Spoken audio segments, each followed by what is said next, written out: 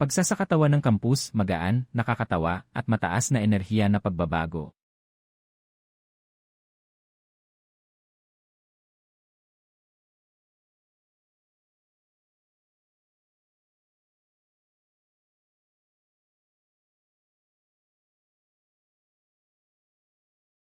Sino kayo? Saan ito? Ang cosplay na ito ay sobrang makatotohanan. Ano ang ibig sabihin ng cosplay?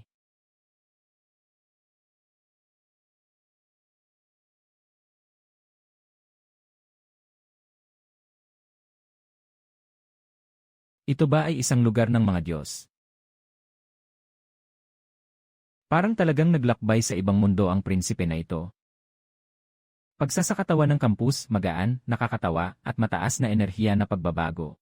Sa tingin ko, malubha ang kanyang sakit. Baka dapat nating tumawag ng pulis. Ako si Lixu, ang prinsipe ng Dazhou. Kayo ba ay mga Diyos mula sa langit? Hello, ako si Elong. Hello, ako si Elong. Saan ka galing na grupo? Saan ka galing na grupo? Saan ka galing na grupo? Ako si Lixu, ang prinsipe ng Dazhou. Hindi ako tao mula sa grupo. Prinsipe, marunong ka bang makipaglaban? Prinsipe, marunong ka bang makipaglaban? Totoo bang mayroong mga magagaan na galaw sa inyong panahon? Ang emperador ba ay araw-araw na pumapasok sa korte? Nakita mo na ba ang 3,000 magagandang babae sa harem? Ang Kinggong ay isang alamat sa Jianghu. Ang aking ama, ang emperador, ay umakyat sa trono araw-araw. Hindi dapat basta-basta pag-usapan ang mga bagay sa harem. Hindi dapat basta-basta pag-usapan ang mga bagay sa harem. Seryoso ang sagot niya, nakakabilib. Hindi naman siguro ako talagang naglakbay sa panahon. May isang bagay akong nais itanong. Nasaan ang malinis na silid?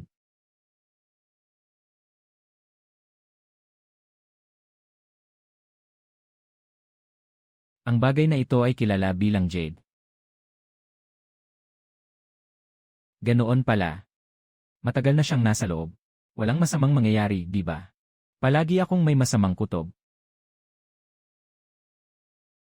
Anong uri ng halimaw ito? Na naglakas loob na sumugod sa akin.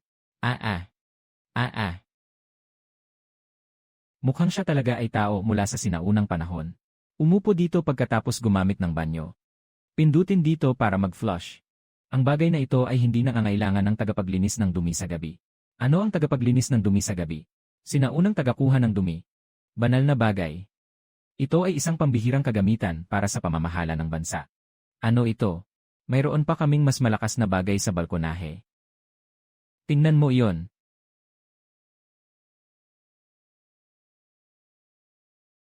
Ang halimaw na ito ay sumisipsip ng buhay na tao at kanilang mga damit.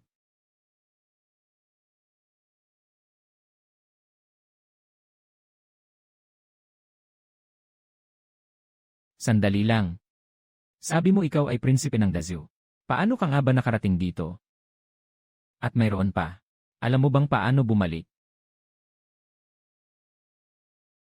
Naalala ni Gu na yon ang huling gabi bago dumating sa mundong ito. Biglang naisip ni Gu, ano kaya ang hitsura ng mundo pagkatapos ng libu-libong taon?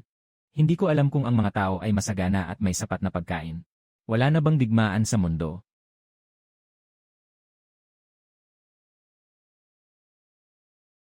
At pagkatapos, nagpunta ako dito mag-isa.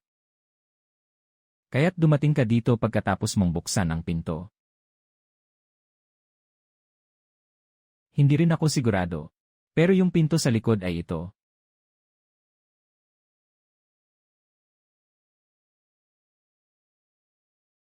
Hindi ka nakatawid. Sandali. Hindi talaga pinto ang problema. Kung ganito nga. Kulang pa ba ng ibang kondisyon? Sige na, siguradong hindi natin ito maaaral ngayon. Tara, magpahinga na tayo. Bukas na lang natin isipin. Maraming salamat sa inyong lahat. Gising na ang prinsipe. Dadalahin kita sa labas ngayon. Anong oras na dito? Lalabas pa siya sa suot na yan. Pagbalik, lahat sa paaralan ay tiyak na magmamasid. Siguradong tatawag ang mga gwardiya. Magpalit ka muna ng modernong damit. Kung hindi, hindi ka makakalabas ng dorm. Bakit ang damit na ito ay sobrang nipis? Medyo gwapo. Sobrang kamukha niya ang mga male celebrity. Pagsasalin ng kampus, nakakatawa at nakakagulat. Ang mga babae dito ay maaaring magsuot ng ganito. Kalayaan sa pananamit sa makabagong lipunan. Hindi mo pa ito nakita, di ba? Walang pakialam. Sa panahon ng mga gulong, ang ganitong pananamit ay susuriin ng mga opisyal. Talagang hindi ito ang mundo ng mga Diyos. Maligayang pagdating sa unibersidad. Bakit lahat ay malayang makakalakad? Walang mga gwardiya, walang mga patakaran. Dahil hindi ito palasyo. Tara, dadalhin kita sa kantina. Ang kantina ay lugar kung saan kumakain ang mga modernong tao. Sobrang laki nito. Tara, kakain tayo ng isang malaking pagkain ngayon. Malaki. Dito si Lexu. Sa wakas dumating na siya. Pusta ko, muling magugulat na naman siya. Totoo bang pagkain lang sa kantina ng estudyante? Kung hindi, ano pa? Pwedeng piliin ang kahit anong ulam na gusto ninyo. Basta may pera, ayos na. May ganitong lugar sa mundo. Subukan mo na. Ito ay modernong pinakamataas na pagkain. Ito ay pagkain lamang ng mga estudyante. Subukan mo na. Ang pagkain ng kaluluwa ng mga modernong estudyante. Bakit ito ay ganap na gintong-ginto? Malutong sa labas, malambot sa loob. May sabaw pa. Baka-baka. Subukan mo ito. Parang natutunaw sa bibig. Ang ate sa kantin ay sobrang galing ngayon. Subukan mo ito. Bakit parang sumasabog ito sa bibig? Sinalakay siya ng cola. Kalayaan sa pananamit. Pantay-pantay ang lahat. Kahit ang mga karaniwang tao ay makakain ng ganitong masasarap na pagkain. Ito ay talagang milagro. Kampus, magaan at nakakatawang mataas na enerhiya na pagbabago. Bakit lahat ay may dalang libro? Dahil malapit na ang klase. Lahat sila ay mga taong marunong magbasa. Mga estudyante sa kolehiyo. Napakaraming tao. Lahat ay nakabasa at nakapagsulat. Sa modernong lipunan, normal lang ang magbasa. Sa panahon ni Gyu, maraming tao ang nagtatagal buong buhay nila. Hindi lahat ay may pagkakataong matutong bumasa. Sa wakas, sa mundo pagkatapos ng libu-libong taon, lahat ay maaaring mag-aral. Babae at lalaki ay maaaring mag-aral ng magkasama. Kung hindi, ano pa? Kung hindi, ano pa?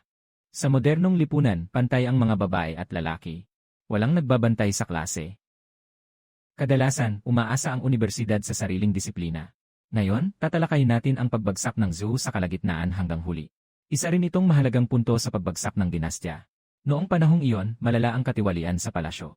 Patuloy ang alitan sa loob ng royal family. Ang prinsipe ay mahina ang loob at mapagpasya.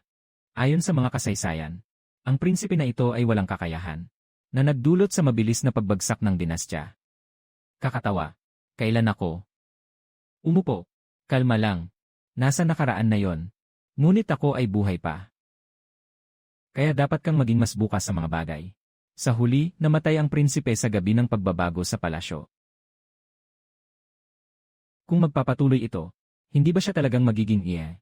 Baka dalhin na lang siya sa labas. Mas mabuti na yon kaysa laging isipin ang kasaysayan. Sa huli, namatay sa gabi ng pagbabago sa palasyo. Kaya pala, talagang nawasak ang aking dinastya.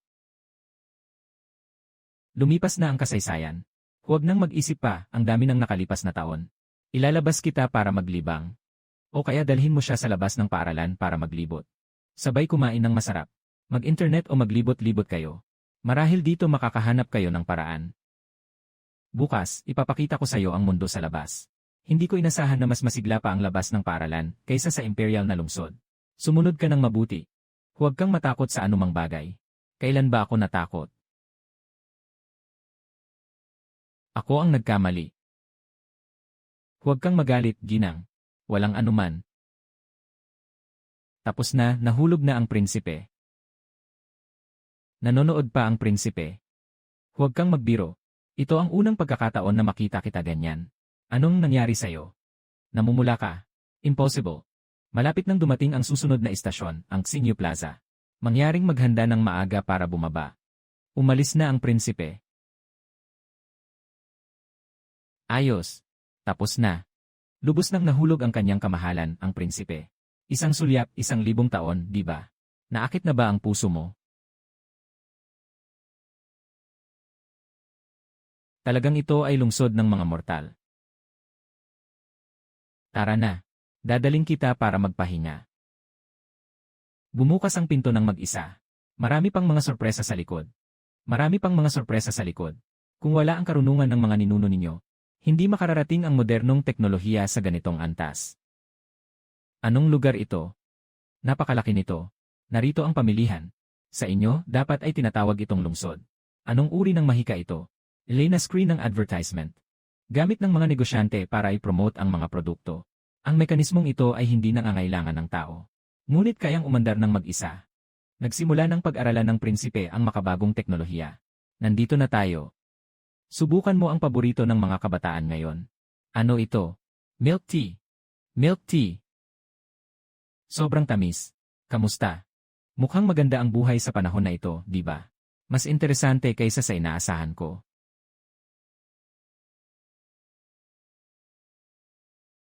Baka sakaling samahan kitang magpagupit na rin.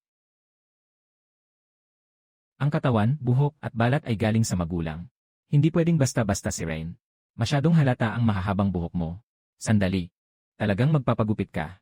Huwag kang mag-alala, gwapo. Tinitiyak na lalabas kang nakangiti mula sa tindahang ito. Sige na. Ang mukha mo, sobrang kakaiba. Pare, sayang kung hindi ka papasok sa industriya dahil sa mukha mo. Sobrang gwapo, hahahaha.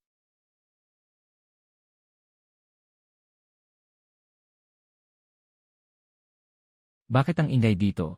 Isang lugar para mag-relax. Ngayon, dadalhin kita para magbukas ng iyong mga mata.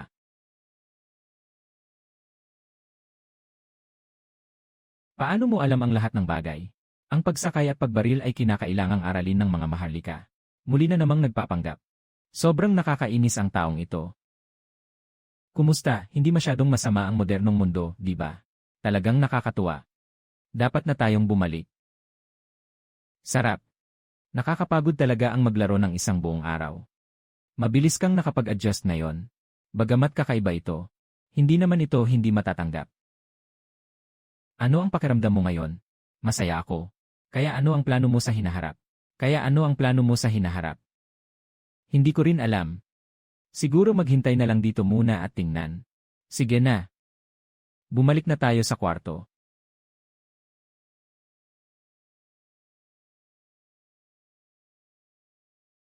Pasensya na kung nagpasama ako.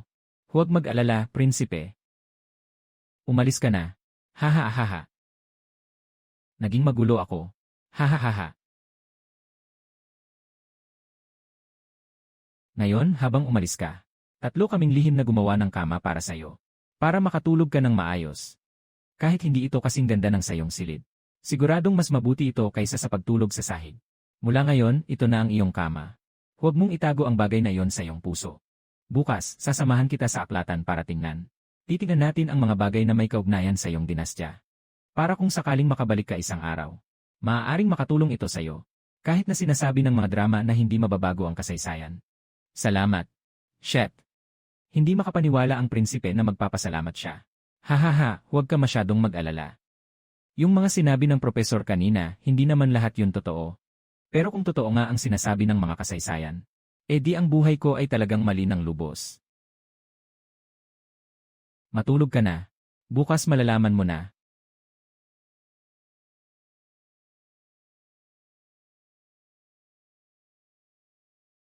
Gising ka na. Pupunta ako. Hahahaha. Hahahaha. Pati ang prinsipe ay pupunta ako. 80% na ang progreso ng modernisasyon. Nabigla lang ako sa inyo. Sige, hahaha. Sabi ng prinsipe, makatuwiran din na pupunta ako. Hahaha. Huwag tumawa. Sige. Hindi tumatawa, hahaha.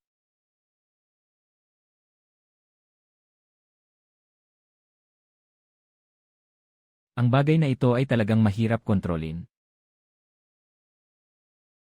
Prinsipe, hindi ka na naman ba nakipag-away sa sipilyo? Tumahimik ka.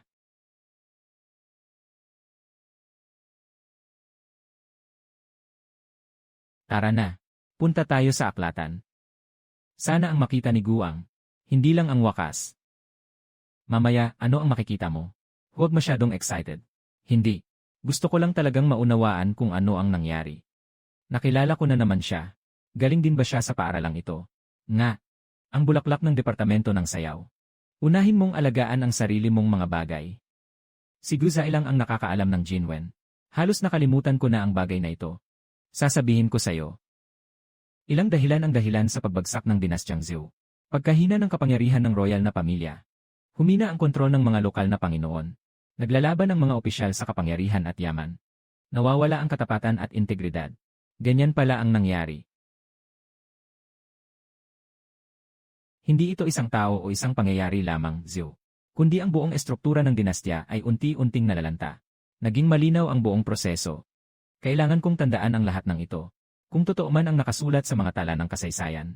Ang dinastyang Zhou ay matagal nang nagsimula ng bumagsak. Hindi maaaring bigla na lamang maglaho ang isang dinastya. Maraming bagay ang matagal nang nakatanim na resulta. Huwag mo munang isipin ang mga yon. Kailangan talagang kumain ng tao. Tama ka dyan. Sanay ka na sa mga kinakain mo ngayon. Totoo namang masarap talaga. Sabaw. Makakabalik pa kaya si Gyu? Magbantay sa mataas na lugar. Nandito na siya, kumusta? Medyo alam na niya kung ano ang nangyayari. Pero ngayon, wala na siyang magagawa para makabalik. Huwag na muna nating isipin yon. Prinsipe, laro tayo. Anong laro? Ilagay ang mga kakayahan sa kanan. Huwag magpindot ng walang ingat, hahaha. Hindi ganito ang paglalaro. Hahaha, bakit ganito kakomplikado? Hindi marunong gumalaw ang prinsipe, hahaha. Pag-aaral pa. Sa pagtuturo. Pupunta ako. Hindi ka ba bagong natutong maglaro? Pumunta ako sa 5 kill. Hindi ka ba ngayon lang naglaro? Taktika lang yan. Itulak ang Thor, tulungan mo ako, tulungan mo ako. Huwag kang basta-basta sumugod. Ang taong ito ay mahusay sa pag-atake mula sa likuran. Kailangan ng isang tao para bantayan ang gilid. Grabe, talagang nagsimula ng mag-aral ng taktika ang prinsipe. 4:00 ng umaga. Akala ko hindi ganito ang kombinasyon ng kanyang mga kakayahan. Lumipas na ang oras ng Bakit hindi ka pa bumangon? Anong oras na? Oras ng dragon. Pumunta na ako ng 7:58. Bakit kayo parang nagtatakbuhan? Dahil may roll call sa morning shift,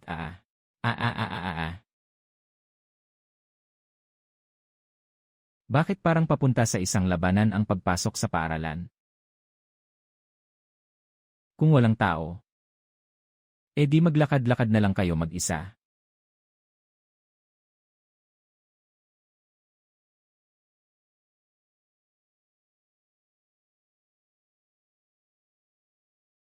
Mukhang may konting kahulugan ito ng pagsubok sa pagsakay at pagbaril. Kapatid, pakisabi naman. Pupunta ako. Ang galing, pare. Mas magaan ito kaysa sa pana. Liksu, bakit ka nandito sa basketball court? Nang bumalik kami sa dorm, wala ka na. Pagbalik sa dorm, walang tao sa kama. Akala ko tuloy nag-time travel ka. Lumabas lang si Gu maglakad-lakad. Sabihin mo naman bago ka umalis, kuya. Kung hindi, akala namin bigla kang nawala. Sandali, late na ba tayo sa 8 class? Ay nako, ay nako. Sisi sa paghahanap kay Prince. Tumakbo ka na.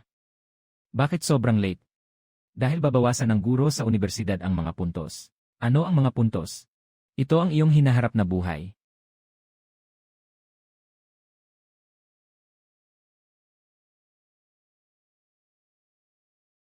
Nabuhay na muli. May isang bagay ba tayong nalimutan? Ano yon? Sa aming milk tea siya ngayon ay nakatira ng libre. Siya ngayon ay nag-aalaga sa sarili habang nakatira ng libre. Silid ng silangan. Maaaring ayusin. Hintayin mong makauwi ako. Kapatid, wala ka ng kahit isang sentimo. Pati ang cellphone mo ay spare ko pa. Baka dapat hayaan ang prinsipe na magtrabaho. Bakit nagtatrabaho? Kumita sa pamamagitan ng paggawa. Sweldo. Halos ganoon. Sa tingin nyo ba? Tamang-tama si prinsipe para magtrabaho sa milk tea shop. Grabe, totoo nga. Parang manager siya kapag nandyan siya. Hindi ito tulad ng isang malaking boss sa likod ng eksena. Ang tindahan ng milk tea ay parang paggawa ng potion. Kapatid, talagang henyo ka. Sa totoo lang, sa tingin ko bagay siya bilang niyay sa tourist spot. Baka bukas talagang subukan kitang ipasok sa part-time job. Kung makakapagpalit ito ng pera, handa akong subukan. Sana sa hinaharap ganito pa rin kaluwag ang trabaho araw-araw. Ang tawag dyan ay walang pag-asa. Gusto kong maging guro ng sports balang araw. May winter break at summer break. At makakapag-basketball ako araw-araw. Ang saya. Ang hinahanap mo ay tahimik na pamumuhay lamang. Ang hinahanap mo ay tahimik na pamumuhay lamang. Ang hinahanap mo ay tahimik na pamumuhay lamang. Karamihan sa mga ordinaryong tao ganito. At ikaw, ano ang plano mo sa hinaharap? Gusto mong magtayo ng game studio? Game. Yung mga bagay na nagpapasaya sa iba. Ikaw naman. Gusto kong maging isang choreographer. Ipagpatuloy ko ang aking pagmamahal. Nagtuturo ka ba? Di ba? Actually, hindi ko rin alam. Siguro magpatuloy na lang ako sa pag-aaral. Pero hindi rin ako sigurado kung ano ang mangyayari sa hinaharap. Nalaman ko na meron din kayong mga bagay na nais ninyong protektahan. Sige na. Ang ganda ng pagkakasabi mo nito, ang astig. Iminungkahi na isulat ito bilang caption sa iyong mga social media. Pampatanggal pagod sa paaralan, nakakatawa, at puno ng twists. Bilisan mo. Ngayon, dadalhin kita sa interview. Ano ang interview? Titignan lang kung gusto ng iba na bigyan ka ng sweldo. Tandaan mo, huwag biglang magsabi ng solong mamaya. Ayan, nandyan na naman. Tingnan mo, andito na naman. Tingnan mo, andito na naman. Ito yung kaibigan na sinasabi mong magpa-part-time. Sobrang maaasahan. Naka-part-time ka na ba dati? Hindi pa. Baka matakot kang mapagod. Huwag kang magsalita ng ganyan. Ayos lang. Mukhang wala namang problema. Maaari mo munang subukan. Maaari ba akong uminom ng isang tasa? Ng libre araw-araw. May mga inumin na para sa mga empleyado. Ah, ganun ba? Tapos na, siya ay nagsimula ng mag-expect na magtrabaho. Hahaha. Subukan muna natin ngayon. Kung magiging maayos ang araw na ito, magiging siya na ba ang bibili ng inumin? Hahaha. Hahaha. Hahaha. Bakit kayo natatawa? Hahaha, kuya. Habang ang iba nagtatrabaho, sobrang stressed na. Ikaw, bakit nagsimula ka ng mag-anticipate? Dahil pwedeng kumita ng pera. At araw-araw makainom ng milk tea. Bakit hindi mag-anticipate? Hahaha. Ang saya ng kaibigan mo. Ganyan talaga siya palagi. Ano na ang nangyari kay Gyu? Huwag Gyu. Huwag Gyu. Isang nakakaaliw at nakakatawang kwento sa kampus na puno ng mga twist. Una, magtimpla ng tsaa. Saa at gatas na tsaa. Sa huli, ilalagay ang yelo. Bro, bakit diretso ka na sa susunod na hakbang? Haha. Kung mali, kailangang itama. Unang magbuhos ng tsaa. Pagkatapos magdagdag ng gatas. Mag-isa. Mali na naman ako. Ganito ang unang beses. Ngayon, ihalo ng maayos. Hindi naman ako blacksmith. Dahan-dahan ka lang. Mukhang hindi ito nagtagumpay. Chali na tsaa. Tsaa. Sa totoo lang, masarap naman. Gising na ang prinsipe sa kanyang talento sa milk tea. Ganun ba? Mas mahirap ito kaysa sa inaasahan. Pero matutunan ko ito. Simula ngayon, ikaw na ang apprentice sa milk tea. Ilagay ang tasa dito. Tapos pindutin ito. Na-record na. Maghati ng asukal, kaunti lang ang yelo 12. 3% ng asukal, kaunti ang yelo. Bakit 3 lang ang asukal? Takot ang mga modernong tao na tumaba. Unang tiya sa kagatas. Sa huli, ilalagay ang yelo. Tingnan mo. Si prinsipe ay tiyak na ang mukha ang pinapakita. CJ. Hindi ba medyo sobra ang reaksyon mo? Dapat matatag ang kamay ng mga marunong makipaglaban. Hahaha. Hahaha. Sino ang makakapag-isip na? Ang prinsipe ng Dazhou ay nagtatrabaho ngayon sa milk tea shop. At saka, seryoso talaga siya. Part-time lang. Haha. Pag-upo buong araw, nakakapagod din. Sanay ka na ba? Medyo bago sa pakiramdam. Sa mga nangyari noong kasama si Gudu. Ganap na iba. Mga usaping pera. Ngayon ay medyo matatag na. May plano ka ba pagkatapos nito? Hindi ko pa talaga alam. Wala akong anumang palatandaan kung paano makakabalik. Wala namang dapat ipagmadali. Kakadating mo lang dito. Dahan-dahan lang. Walang sinuman ang nagsabi sa akin na mag-relax noon. Dahil bilang isang prinsipe, wala akong daang likuan. Pero ngayon, kasama mo kami. Tama nga. Kami na ang iyong daang likuan. Sa ngayon, isa ka ng pangunahing apprentice sa milk tea shop. Baka sa hinaharap maging manager ka pa. Ang prinsipe ng Dazhou ay nagtatrabaho, hahaha. Salamat sa iyong pagsisikap ngayon. Maaaring uminom ng isang tasa ng libre ang mga empleyado. Ang mga bagay na nakuha sa pamamagitan ng sariling pagsisikap ay ganitong pakiramdam. Hindi ba't napakasarap ng pakiramdam na ito? Susunod, kailangan na bang matutunan ang C-payment? Bakit nandyan ang pera sa cellphone, hahaha? Pagdating dito, ito ang unang beses na parang kaya kong mabuhay sa mundong ito.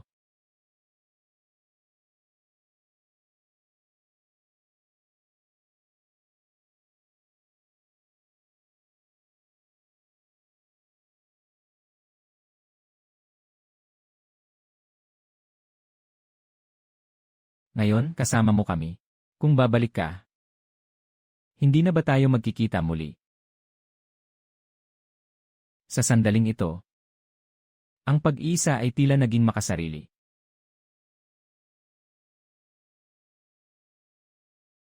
Bakit ito nawala? Huwag mong itanong kung bakit doble ang pinto. Bakit may tao sa kama? Ayoko rin naman. Kuya, hindi nakasara ang pinto. Ang ganda ng panahon. Sayang kung hindi tayo akyat ng bundok, tara na. Kailangan din ng tamang ang sasakyan na ito. Ngayon, lahat ng bagay ay kailangang arehistro gamit ang tunay na pangalan. Walang problema, mag-scan lang ng iba't ibang brand. Yung sakin ay kulay asul. Yung prinsipe ay nakasakay sa berde. Huwag mag-alala, ituturo ko sa'yo. Mukhang maganda ang kontrol dito. Gamitin lang, gamitin lang. Huwag magpanik, panatilihin ang balance. Balance. Simple. Maaari itong masira. Kapatid, unahin mo muna ang sarili mo. Hindi ka naman natututo ng mabilis. Ito ay tungkol lamang sa sentro ng grabidad. Natutunan ko ito sa loob ng kalahating buwan noong bata pa ako. Parang isang payaso. Huwag bumangga sa puno. Aba. Ang bagay na ito ay mas mahirap pa sa mabangis na kabayo na sanayin. Aba, ayos ka lang ba? Saan ka natumba? Walang anuman. Pero may kaunting sugat. Direk na itong lumipad palabas. Hindi ito katulad ng kabayo. Huwag na nating banggitin pa. Pakiayos ang pagparada. Hahaha. Muling subukan. Baka magpatuloy ka pang sumakay. Hindi pa ako natalo. Ito ay basta teknik ng balanse. Ako lang ang hindi pa pamilyar dito. Ganon din ang iniisip ng puno, hahaha. Ang hangin dito ang sarap. Mas masarap pa kaysa sa aircon sa dorm. Parang nasa malawak na kabundukan ng zoo. Hindi na kaya, parang lalabasan na ako. Sino ang nagmungkahi na akyatin ang bundok? Pakiramdam ko, parang hindi na akin ang mga binti ko. Ang hina nyo naman talaga. Akala mo ba lahat ay katulad mo na nag-ehersisyo araw-araw? Sobrang hindi ka pani-paniwala ang mga tao noon. Pakiramdam ko, kaya pa niyang umakyat ng 10 bundok. Talagang kaya. Seryoso ka? Ganoon ba talaga ang mga tao noon? Ganyan ka dati araw-araw. Gising sa madaling araw. Nagsanay ng martial arts, nag-aral, nakipag-usap sa gobyerno. Bakit ganito kahirap ang buhay sa 18 taong gulang? Sino mang magsabi ng pag-akyat ng bundok, makikipag-away ako sa kanila. Nandito na tayo. Wala pa tayong kuha ng litrato. Sige lang. Huwag kang gumalaw, kuhanan ng litrato. Talagang masaya akong makasama kayo. Sa totoo lang, may kakaibang nangyari sa pinto ng dormitoryo kagabi. Sandaling lumitaw ang silangang palasyo sa likod ng pinto. Ngunit, marahil dahil hindi ganoon kalakas ang determinasyon ni Guna umuwi. Kaya't nawala ulit ang imahe. Sandali lang. Bakit hindi mo sinabi na talagang nakita mo ang sinaunang panahon paggising mo kaninang umaga? Kaya ang pinto ay talagang hindi nawala. Ibig sabihin ba nito ay malapit ka nang umuwi? Hindi ko alam. Parang ayaw ko nang umalis dito. Ngunit hindi ko dapat isakripisyo ang aking mga responsibilidad para sa sariling kapakanan. Dahil dito, hindi ko dapat talikuran ang mga tungkulin ko. Sandali, kaya makakabalik ka na ngayon. Pero hindi naman sigurado na makakabalik. Siguro nga, bakit mas hindi stable ang wifi dito kaysa sa paralan? Nabigong kumonekta sa donggong. Ibig sabihin ba nito ay makakahanap tayo ng bug sa susunod? Ibig sabihin ba nito ay makakahanap tayo ng bug sa susunod? Halimbawa, makakabalik tayo sa'yo. Makakabalik pa tayo ulit. Tama ka, kung babalik ka talaga sa Dakyu. Pwede mo ba akong dalhan ng isang espada? Gusto ko ng ginto. Gusto ko ng medalya na pang-iwas sa kamatayan. Ano ba talaga ang tingin nyo sa Dakyu? Haha. Sandali lang. Malapit ka na bang mahuli sa oras? Naku, halos nakalimutan ko na. Hahaha. Dahan-dahan ka. Huwag ka na namang bumangga sa puno.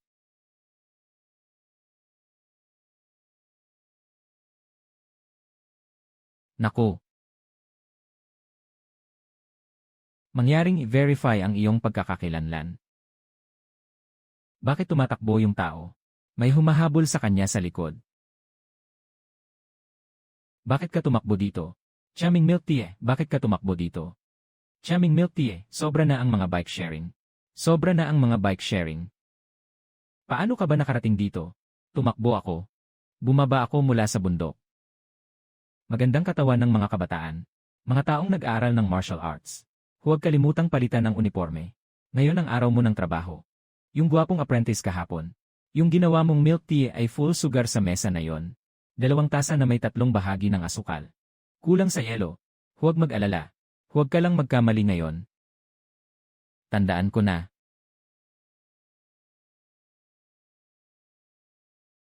Ang manager ang bilis niyang umunlad talaga. Totoo nga.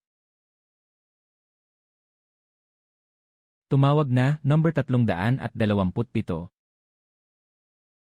Number 327. Kailangan mong sigawin ng mas malakas. Bilang isang prinsipe, hindi pa nagawa ng nag-iisa ang ganitong bagay. Kunin ang order 327. Bakit ganito ka formal? Parang tinatawag ng guro ang mga estudyante. Sa campus, magaan, nakakatawa, at puno ng twist. Salamat sa iyong pagsisikap ngayon. Ito ay bahagi ng aking tungkulin. Mukhang kawili-wili ka rin. Hindi ko namamalayan na nasanay na ako sa buhay dito. Prinsip. Tapos na ang trabaho, bumalik na ang mga manggagawa. Mabilis, may malaking nangyari sa dormitoryo. Mabilis, may malaking nangyari sa dormitoryo. Mabilis, may malaking nangyari sa dormitoryo. Anong nangyari? Napakaseryoso. Sobrang seryoso. Kaugnay ito sa buong dormitoryo. Ano ba talaga ang nangyari? Wala nang instant noodles sa dormitoryo. Nasaan si Xiaofei? May ginagawa siya na pumunta siya sa kaibigan. Napakahalagang bagay. Ganoon ba? Saan ba ang lugar na ito? Supermarket. Bodega ng mga modernong tao. Napakaraming kalakal ang nagtipon sa isang lugar. At hindi na kailangang magtipon-tipon. Braised beef noodles, tomato beef brisket, pickled mustard greens. Ano bang klase ng buhay ang inyong ginugugol araw-araw? Ganyan ba talaga kasigla ang buhay ng mga modernong tao araw-araw? Halos ganun. Sa gabi, doon talaga nagsisimula ang buhay ng mga estudyanteng kolehiyo. Nabubuhay sa araw. Sa gabi, doon lang sila nagiging tao. Hindi ko namamalayan. Nandito na pala ako ng matagal. Bilisan mo. Babalik ako para kumain ng instant noodles. Lagyan ng hotdog at itlog na nilaga. Bakit kayong lahat ay sobrang nakatuon sa instant noodles? Buksan mo na ang pinto. Gutom na ako. Gusto kong magluto ng 2 lata. Bakit hindi mo pinapailaw? Maligayang kaarawan. Paano? Naging sobrang masaya. Ito ba?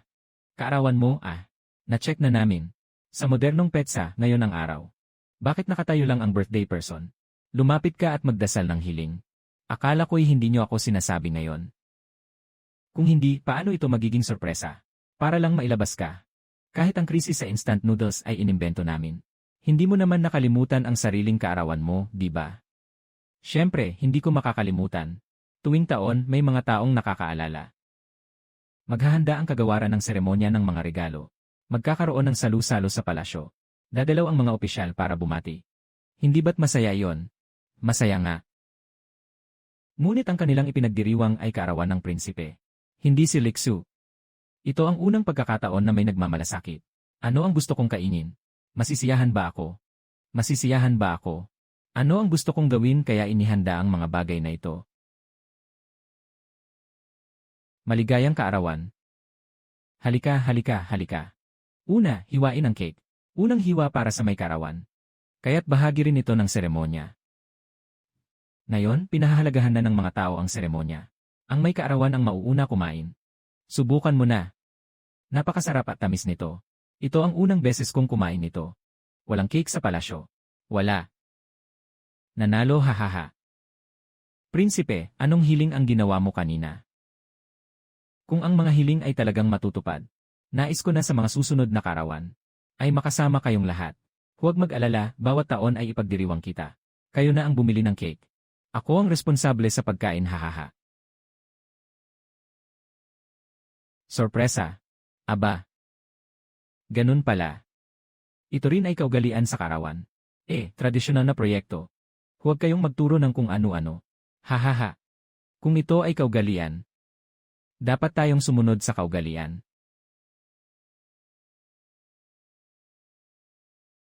Kampusan, magaan at nakakatawang mataas na enerhiya na pagbabago.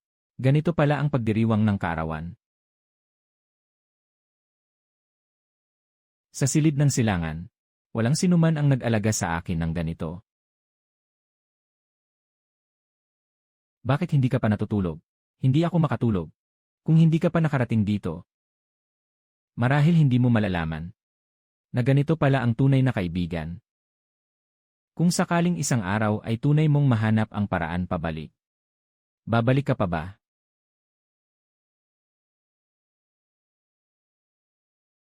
Nahanap ko na. May record dito tungkol sa'yo. Babasahin ko kay ko. Nakasulat sa mga kasaysayan.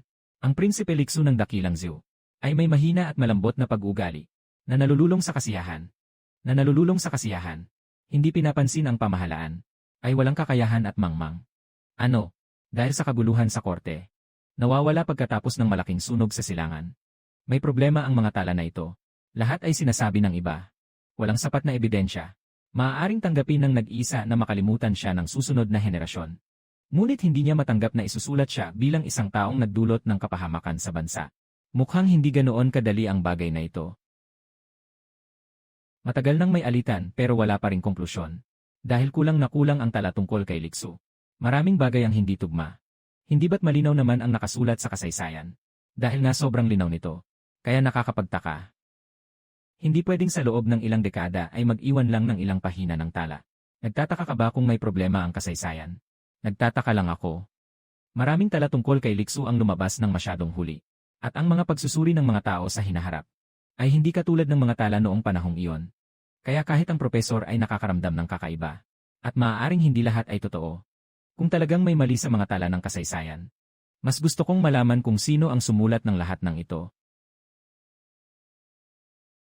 Kaya ang ibig sabihin ng propesor ay maaaring may problema sa iyong tala. Hindi iyon sinabi ng propesor. Nagtataka lang siya. Ano na ngayon ang gagawin? Dahil hindi mapagkakatiwalaan ang mga kasaysayan. Kailangan nating humanap ng iba pang impormasyon. Anong ibig mong sabihin? Buhay pa si Gyu. Si Gyu mismo ang ebidensya. Sandali. Sabi ng propesor, ito ay mga pampublikong materyales. Kaya, marami pang mga hindi naayos na impormasyon sa paaralan. Halimbawa, lumang archive ng Departamento ng Kasaysayan. May ganitong lugar ang paaralan. Nandyan ang mga dekadang lumang papel, larawan, at mga manuskrito. Ano pang hinihintay natin? Ang problema ay hindi pinapayagan ang mga estudyante na pumasok doon. Kaya, kailangan nating makahanap ng paraan para makapasok. Ito ang Departamento ng Kasaysayan. Nandyan ang mga lumang dokumento. Magandang araw, guro. Pwede bang buksan ang lumang dokumento? Karaniwang hindi pwedeng pumasok ang mga estudyante. Kung para sa pananaliksik sa kasaysayan, kailangan ng serbisyo at kasaysayan. Kailangan ng guro na mag-apply para dito. Kailangan ng guro na mag-apply. Totoo, hindi ganoon kadali. May kaunting pag-unlad sa mga pahiwatig. Huwag naman sanang dito lang ito huminto. Ito ay guro sa klase. Propesor ng kasaysayan. Guro. Kasalukuyan kaming nagsasaliksik tungkol sa prinsipe ng Zhou na si Liksu. Nakatagpo kami ng maraming salungat na tala.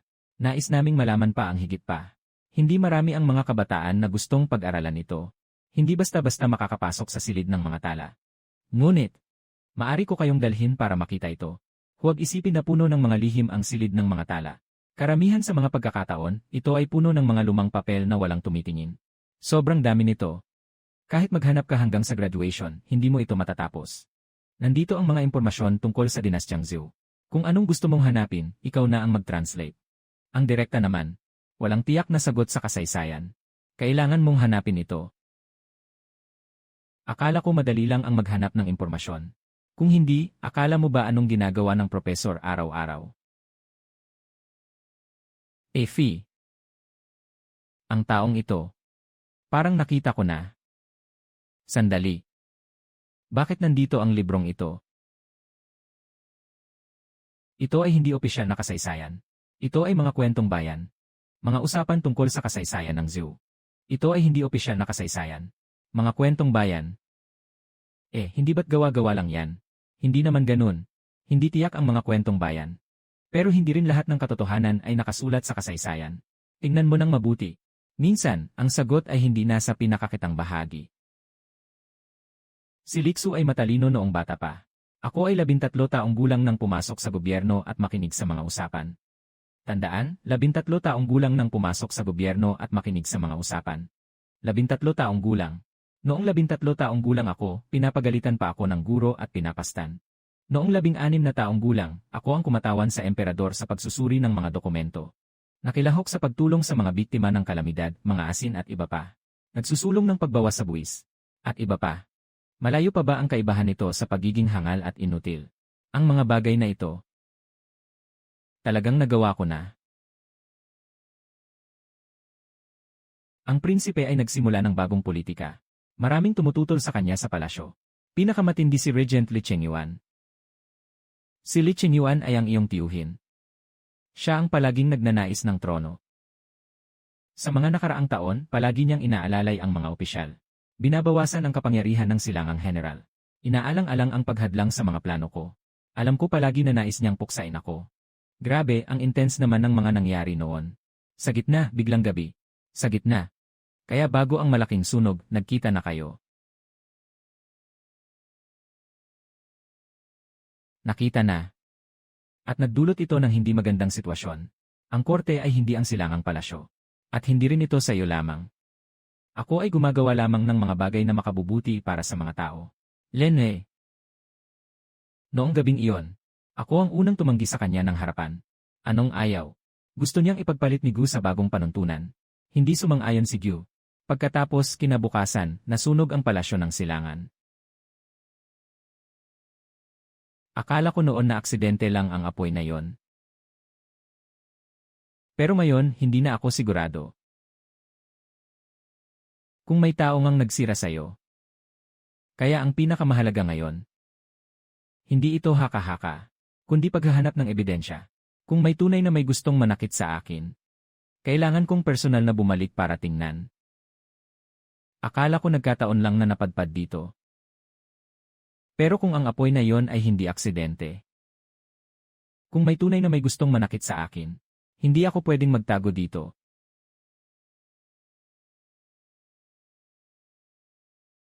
Kailangan nang bumalik.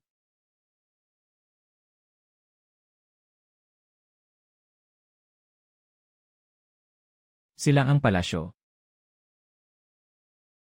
Halos nakalimutan ko. Ngayon, hindi na ito ang dati. Ako. Kailangan ko nang umalis.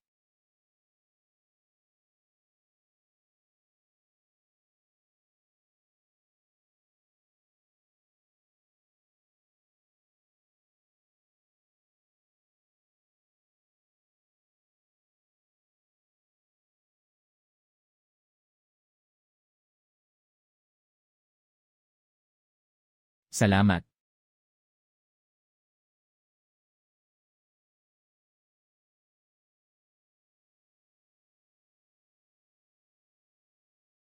Kampus na pinalitan, nakakatawa at nakakagulat na mga baliktad. Ang aga naman.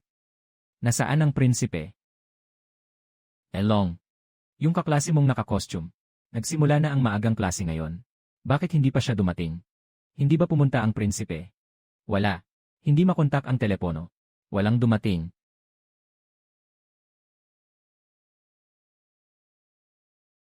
Bakit? Kakausap lang ng milk tea shop. Sabi nila, hindi pumasok si Prince today. Siguradong dahil sa mga dokumentong iyon kahapon, na nagbigay sa kanya ng determinasyon na umalis. Alam niyang gustong patayin siya ng kanyang uncle. Babalik pa siya mag-isa. Dahil iyon ang kanyang mundo. Kung hindi siya babalik, walang makakabalik para sa kanya. Kaya ano ang gagawin natin? Gusto ba nating tulungan siya? Tulungan? Paano? Diyan ay palasyo eh. Ano ang magagawa natin noon? Huwag nang sabihin ang tungkol kay Haring Tia. Kahit sino pang bodyguard ang dumaan, matatalo tayo. At saka, hindi pa nga natin alam kung paano tayo makakapasok. Sa totoo lang, isa lang kaming ordinaryong estudyante sa kolehiyo. Kung pupunta kami, baka kaming mapahamak lang. Walang nagsasabi na kailangang pumunta. Ngunit kailangan munang linawin kung ano talaga ang nangyari at kung ano pang maaaring mangyari. Nakasulat na ang lahat sa aklat ng kasaysayan. Dito nagmumula ang problema. Ang nakasulat sa aklat ng kasaysayan at ang pagkakakilala natin kay Liksu ay hindi talaga iisang tao. Kahit na makapagpunta tayo, ano naman ang mangyayari? Kaming ilan ay makakapunta. Pero wala kaming maitutulong.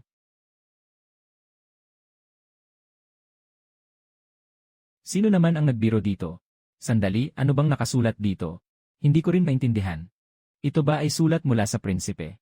Xiaofi, hindi mo rin ba ito maintindihan? Ako ay isang matalinong estudyante. Hindi ako tao ng dinastyang Zhou. Daan. Mga bagay na nangyari. Ano ang isinulat? Sabi niya, kung makita ninyo ang liham na ito, dapat ay nakabalik na ako. Tungkol sa kapatid na prinsipe. Kape, Coca-Cola, tungkol sa kapatid na prinsipe. Kape, Coca-Cola. Kape, Coca-Cola, ito ay isang bagay na mag-isa ko lang. Ito ay isang bagay na mag-isa ko lang. Hindi nyo na kailangang pumasok sa panganib.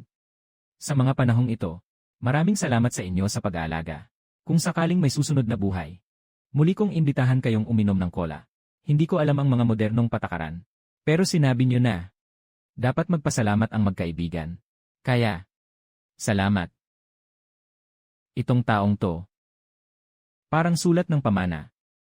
Lidang Lishai. Pumili. Nang bumalik siya, handa na siyang mag-isa. Naghanda na sa lahat ng bagay. Talagang iniisip niya tayong mga estranghero. Sa tingin ko, medyo bobo tayo noon. Hindi rin tayo marunong magsundalo. Sa tingin ko, hindi tatagal ng 3 episode. Hindi pa nga ako nakapatay ng manok. Lalo pang hindi ko kayang makipaglaban sa prinsipe. Kaya naman, dahil delikado, pinapadala niya siya mag-isa.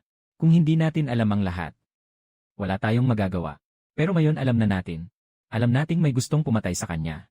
Alam nating pagbalik niya, isa na lang ang kasama niya. Alam din natin kung bakit siya babalik. Magpapanggap pa bang hindi alam? Prinsipe Elong. Putang ina. Hindi pa umabot ng 1-0 araw. Parang kilala na ng 10 taon. Sa totoo lang, sa tingin ko medyo delikado ito. Pagkatapos, ano ang magagawa? Hindi ko rin alam. Pero kung talagang papayagan siyang umuwi mag-isa, sa susunod na maisip ko ito, sigurado akong pagsisisihan ko ito habang buhay. Salamat.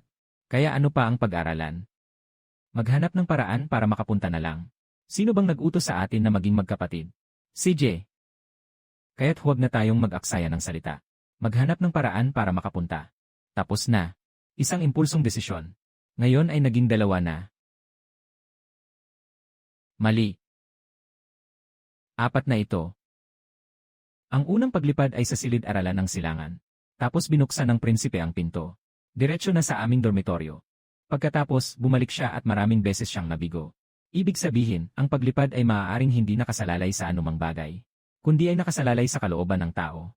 Baka naman sobrang galing naman. Kung talagang may kinalaman ito sa kalooban, kailangan subukan natin. Parang walang epekto. Para kang tanga.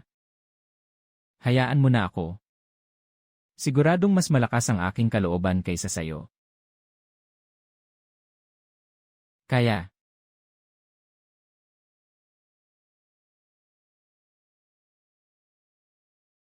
sa tingin ko, wala na tayong pag-asa.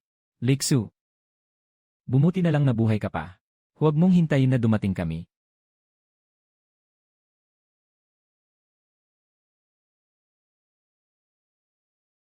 Ilusyon ba ito? Wala ka na.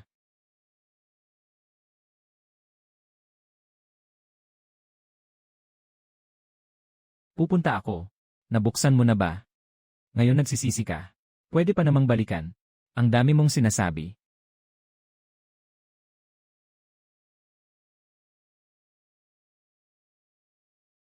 Tapos na. Hindi na talaga pwedeng bumalik.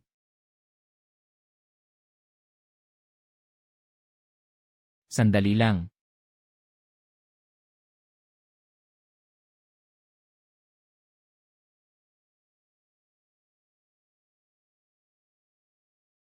Nakalimutan nating magpalit ng damit, hindi ba?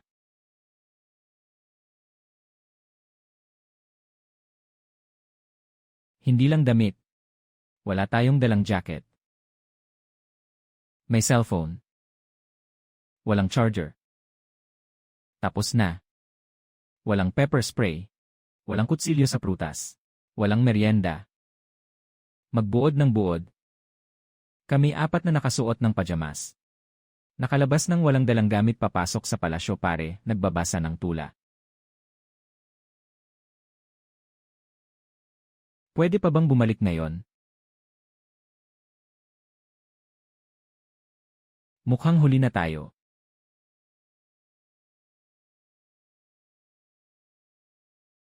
May tao na dumating. Dali, magtago na dito. Dahan-dahan, dahan-dahan. Nahulog na ang tsinelas ko.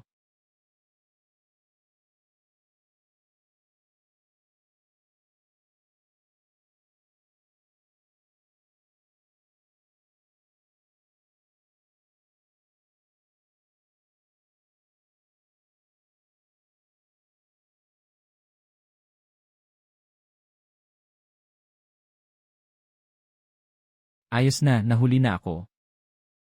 Lumabas ka. Nakita ko kayo. CJ. Liksu. Kayo. Bakit nandito rin kayo? Kampus na pinalitan, nakakatawa at nakakagulat na mga baliktad. Nabaliw na kayo. Alam mo pa talagang magsalita. Mag-iwan ng papel at tumakas. Walang tawag man lang. Sa totoo lang. Wala siyang cellphone. Alam niyo namang delikado dito. Bakit kailangan pang dumating? Noong una, akala ko hindi ako dapat dumating. Akala ko mamamatay ako. Ngayon, ganun pa rin ang iniisip ko. Dahil alam ko na. Bakit kailangan pang dumating? Dahil nag-iwan ka ng papel. Sinabi mong ayaw mong maging pabigat sa amin. Huwag na tayong pumunta. Pero naisip mo ba? Kung talagang ayaw mong pumunta kami, bakit mo pa iniwan ang sulat na yon? Hindi ba't gusto mong makalimutan ka namin? Kundi natatakot kang mag-alala kami sa'yo. Sa huli, binawasan mo ang halaga sa amin. Sasabihin ko ang totoo. Ngayon, hindi natin alam kung paano babalik. Hindi pa nga tayo nakapagpalit ng pajamas. Wala rin tayong dala na pangdepensa. Kapag naiisip ko, parang hindi ka panipaniwala. Pero nang maisip ko ulit, kung hindi talaga tayo pumunta. Sa susunod na maiisip ko, tiyak na magsisisi ako. Kaya't nandito tayo. Sino ang nag-utos sa atin na maging magkapatid? Talagang kalokohan. Pero nandito na tayo. Hindi naman pwedeng paalisin kayo ni Gyu. Hahaha. Hindi ito ang tamang lugar para makipag-usap. Sumunod ka. Seryoso. Mas nakaka-excite ito kaysa sa mo. Tumahimik ka.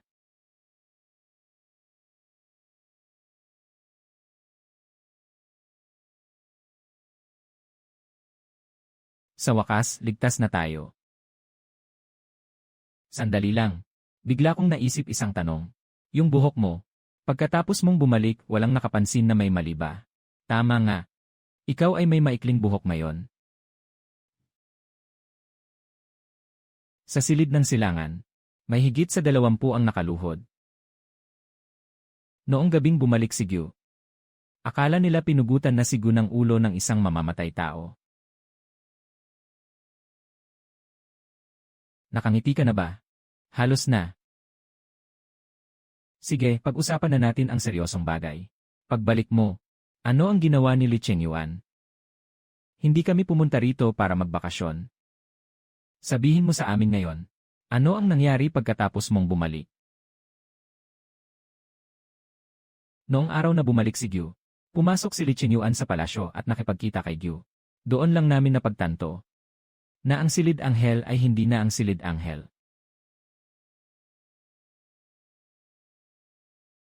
Haring ika. Ang buhok na ito ay kakaiba talaga. Gusto ni Tio Haring.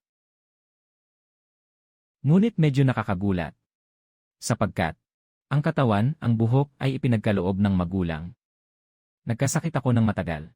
Pagkagising, naramdaman kong nakakainis ang buhok. Tama ba? Palagi kong naiisip na parang nagbago na ng husto ang inyong kataas-taasan. Sa sandaling iyon, alam ko, nagsimula na siyang magduda sa akin. Mukhang hindi siya mabuting tao. Walang duda. Yung ngiti sa ganitong paraan sa teleserye. Kadalasan hindi nakakaligtas hanggang sa katapusan. Hindi. Kabaligtaran pa nga. Ngayon, buong palasyo ay sa kanya na. Kabilang ang silangang palasyo, may tao rin siya doon. Ang ibig mong sabihin ay, may traidor sa silangang palasyo. At saka, alam ko na kung sino siya. Bakit parang lumalamig na dito? Siyempre naman, walang aircon noong sinaunang panahon. Wala ring heater. Parang malamig na ako, parang magiging popsicle na. Gusto ko sanang sabihin, na talagang kakaiba ang suot nyo. Ngayon mo lang sinabi. Akala ko ayos lang. Walang kredibilidad ang sinasabi mo habang nakasuot ng panda na pajama. Ito ay mga pangkaraniwang damit na nakalaan para sa silid. Magpasuot ka na lang muna. Paano ba talaga suotin ito? Sino ang magbibihis nitong strap na ito? Tulong, parang nasuot ko ng mali. Ano ba ang dala ni Go na 4 na bagay? Haha. Bakit kaya kusang nagkakahiwalay ito? Hahaha. Huwag kang gumalaw. Ulitin natin. Sabi mo, medyo gwapo nga. Tama nga. Nakapagpalit na ng damit. Ngayon, ipagpatuloy natin ang usapan kanina. Ang espiya sa silangang palasyo. Sino kaya yon? Ang ahente sa silid ng silangan ay si Chen An. Ang kanyang personal na ebidensya na naglingkod sa kanya ng 6 na taon. CJ. Hindi ba't ito'y kaibigan? Noon, ganoon din ang iniisip ko. Ngunit nang bumalik ako kinabukasan, si Chen An ay lihim na nagpadala ng liham sa Regent. Sigurado ka? Nakita ko mismo. Ano pang hinihintay? Huliin mo. Saktan mo, hindi ba't lalabas na ang totoo? At pagkatapos, malalaman ng Regent na nahuli ko na siya. Tama nga. Puwersa ng armas. Responsable sa puwersa ng armas. Hindi siya ang bahala sa isip. Umalis ka. Sandali. Kakausap mo lang na babalik ka kinabukasan. Kung si Chen An ay magbibigay ng sulat kinabukasan, ibig sabihin, alam na ng Regent na bumalik ka na. Alam mo na nagbago ka. Kaya, siguradong may nagmamasid sa silid ngayong gabi.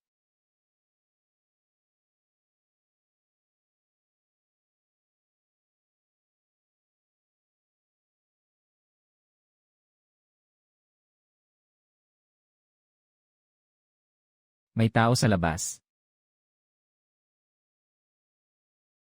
Sandali. Huwag magpadalos-dalos. Sila. Karaniwan ay ganito sila kadesisyado. Ang pagiging matapang ay isang maganda at magandang salita. Sa totoo lang, hindi pa nakaka-recover ang utak. Nakasalubong na siya at nakalabas na. Sa tamang salita. Padalos-dalos. Ganyan pala yun. Tumigil ka, huwag tumakbo.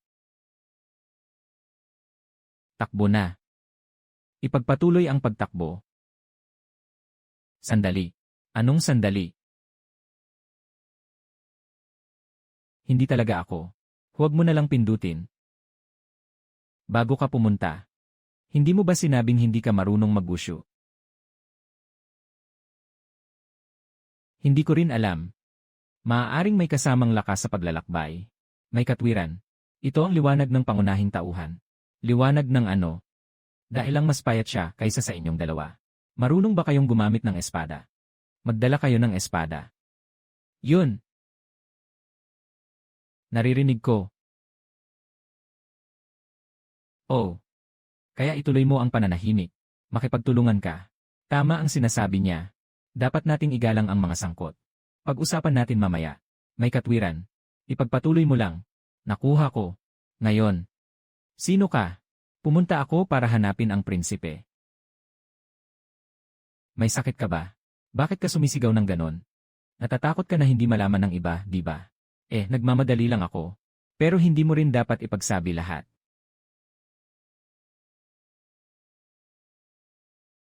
Nahuli na. Buhay. Itataas mo ang ulo mo. Maliit na Shunzi. Mahal na prinsipe. Patay na si Ginoong Chen. Kailan nangyari ito? Kagabi. Namatay sa sarili niyang silid. Sabi ng silangang palasyo. Si Ginoong Chen ay nagpakamatay dahil sa takot sa parusa. Pero hindi ako naniniwala. Bakit? Kasi kahapon ng hapon. Si Ginoong Chen ay pumunta sa akin. Sinabi niyang may natuklasan siyang isang bagay. Tungkol sa regent. At pagkatapos, sinabi niyang sasabihin ito sa prinsipe mamaya. Ngunit ang tao ay namatay. Iyon ay hindi ba isang pagsasara ng bibig? Kahit ang mga tanga makikita ito. Ganito ang takbo ng mga teleserye. Sandali lang. Hindi si Ginoong Chen ang pangunahing issue. May mga tao na natatakot na sabihin ni Ginoong Chen ang lihim. Ipinapakita nito na ang lihim ay naroon pa. At hindi pa ito nawasak. Kahapon ng hapon, pumunta si Gonggong Chen sa akin. Sabi niya kung hindi ko makikita ang hari ngayong gabi. Ibibigay ko ito sa iyo.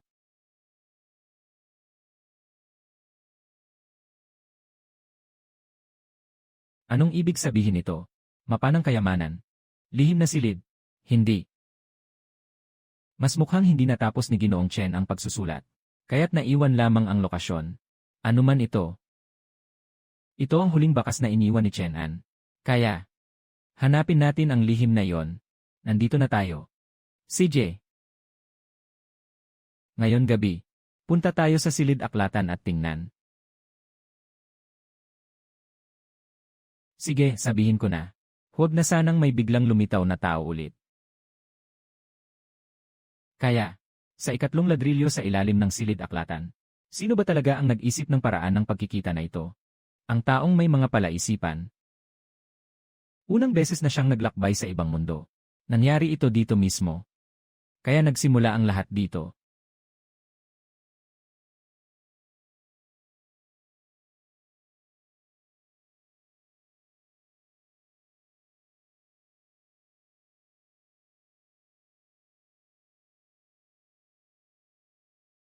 Huwag ka nang magpanggap na wala kang ginagawa.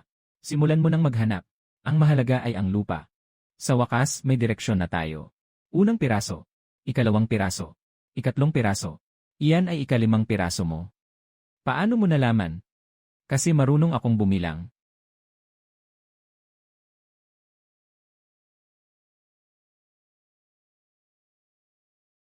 Sinasalita ko. Sa pagkakataong ito, hindi ako. Pupunta ako. Talaga meron. Dito. Hindi pa nakikita ni Gyu. Sino ang nauna? Ako na naman. Sumunod kay Gyu. Tama yan, ang ganda.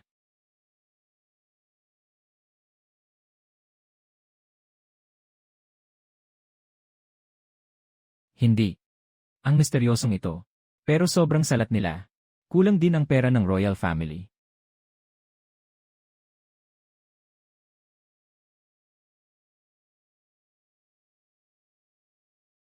Saan ito? Hindi maintindihan. Di ko nga maunawaan kahit ang mga letra. Pati mga larawan pa. Hindi ba ito ang Eastern Palace? Kahit hindi sa kabisera. Ito ay patungo sa Royal Ancestral Tomb. Sa wakas ay napagtanto. Ang malaking sunog sa silangang palasyo. Ang pagkamatay ni Ginoong Chen. Ay simula pa lamang. Kaya, ang susunod nating destinasyon. Pagnanakaw ng libingan. Iyon ay tinatawag na huling-huling. May pagkakaiba ba? Parang wala naman. Umalis na tayo muna. Nahanap na natin lahat.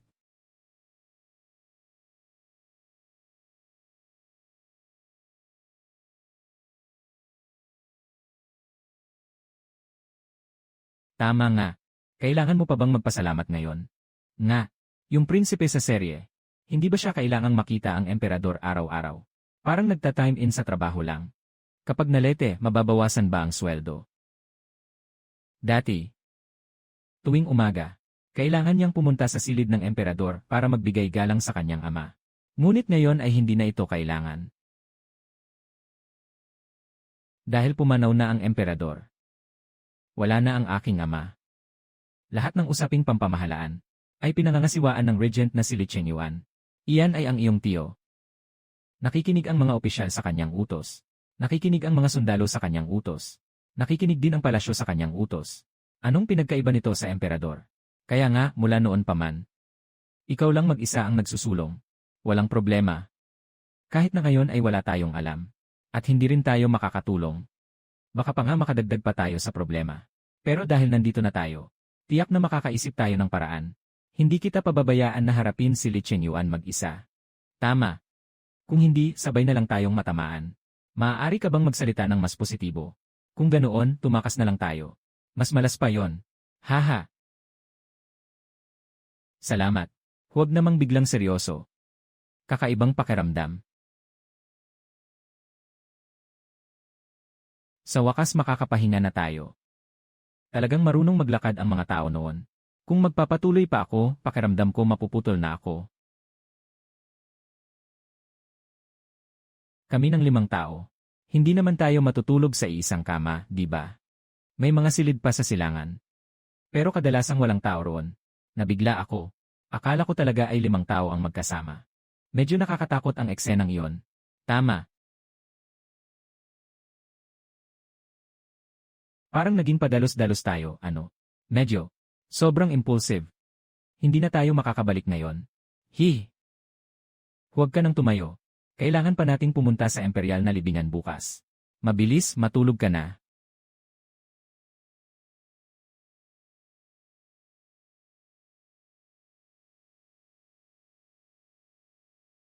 Seryoso. Nagsimula na akong maghanap ng aircon. At pagkain na in order. At Coke. Na malamig. Gusto ni Gun ng malamig na Coke. Tapos na. Masisira na. Ganap na modernisado na. Kasalanan nyo. Mas tunay pa ito kaysa sa pelikula. Walang kwenta. Dahil totoo ito. Kailangan kong sabihin. Talagang maganda ang itsura ng sinaunang kalye.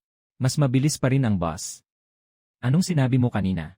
Hindi mababangkalan ang bus sa gitna ng tao. Huwag kang tumawa.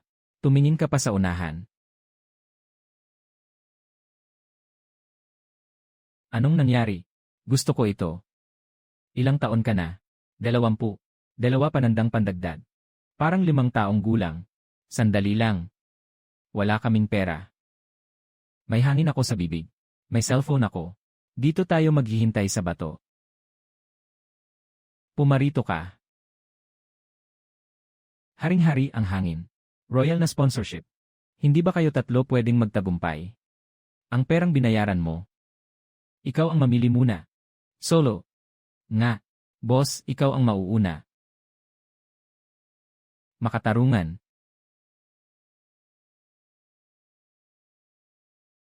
Hindi siya muling magiging emosyonal. Sige na. Itong pagkain ngayon ay bilang bayad mo sa amin. Pera ng milk tea. Sinasabi na ang kasalukuyang regent na si Li Chengyuan ay masipag at nagmamalasakit sa mga tao. Pinayapa ang rebelyon. Siya ang matalinong hari ng panahon. Ang ganda ng kanyang reputasyon. May problema. Kung talagang gustong agawin ni Li Chengyuan ang trono, ang pinakakailangan niya ay ang suporta ng tao. Mukhang hindi ganun kasimple itong regent, kaysa sa inaasahan natin.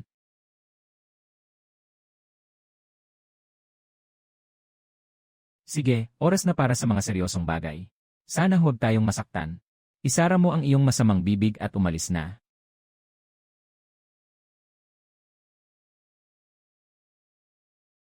Bigla akong nakaramdam na parang naglalaro ng open world game. Huwag kang magbitiw ng masamang salita. Sa tuwing lalabas mula sa Newbie Village, may nangyayaring masama. Ano ang Newbie Village? Huwag mo silang pansinin. Anong nangyayari? May tao. Saan? Sa kaliwang gubat. Walang tao. May tao kanina. Simula kailan? Paglabas ng bayan. Mukhang ang tungkol sa libingan ng emperador. Hindi lang tayo ang nakakaalam. Yung 2 na yon. Hindi sila negosyante. Paano mo nalaman? Hawak ang kutsilyo, hawak ang kutsilyo. Hawak ang kutsilyo. Napaka-stable. Mga sundalo ng bantay. Mga tao ni Li Qinyuan.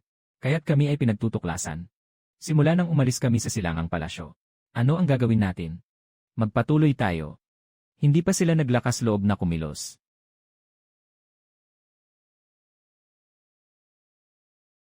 Aba. Mabilis magtago ka.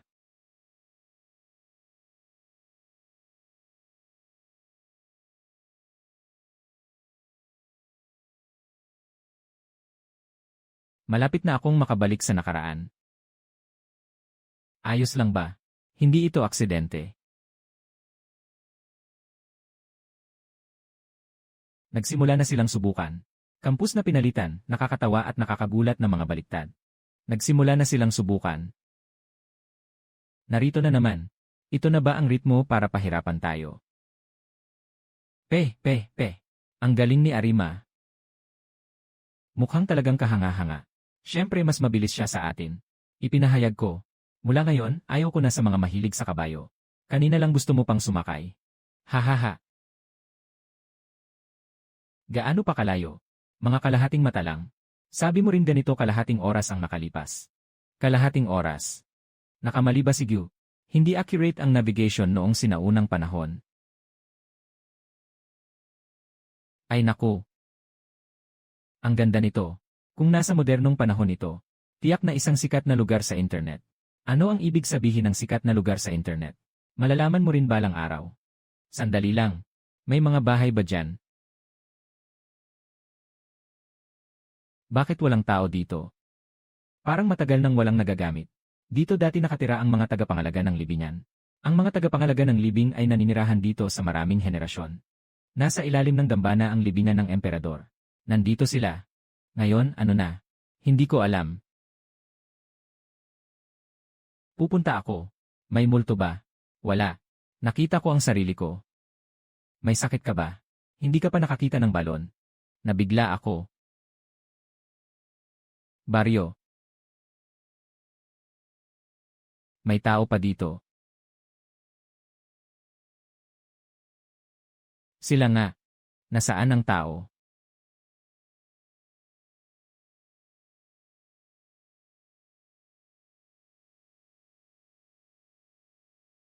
Narito na.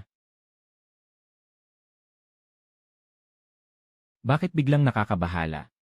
Kanina lang, ang dami mong sinasabi. Katatapos lang natin sa daan.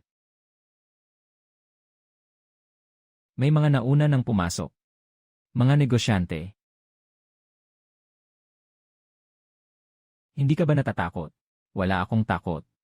Pero hindi ba parang lugar ito para sa mga halimaw? Sandali lang. Ang liwanag ng umaga ay nagbubukas ng daan, ang susi ng lupa ay nag-ugnay sa lahat, ang hari ay lumilitaw. Ito ba ay hindi ang iyong jade pendant? Dalawang jade pendant. Hindi naman, hindi bagay. Hindi bagay. Anong tunog iyon? Anong tunog ito? Mukhang may nag-trigger ng mekanismo, malamang na nag-trigger ng alarm. Mukhang may nag-trigger ng mekanismo. Sundan.